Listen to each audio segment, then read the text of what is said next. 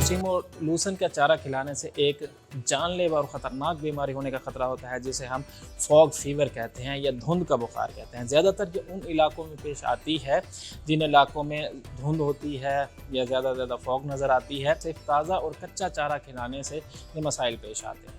इससे बचाव का हल यही है कि आप जब भी ताज़ा या कच्चा चारा लेके आएँ, उसे 4 से 5 घंटे के लिए किसी खुली जगह पर बखेर के डाल दें और उसके बाद फिर आप भूसे के साथ मिक्स करके खिलाएं।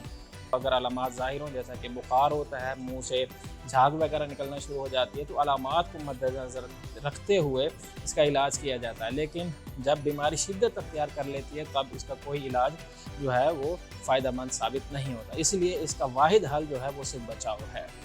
ज़राअत और लाइफ स्टॉक के हवाले से आपके कोई भी मसाइल हैं, उनका फ़ौरी हल जानने के लिए डिस्क्रिप्शन में दिए गए लिंक पर क्लिक करें और हमारी एप्लीकेशन डाउनलोड करें।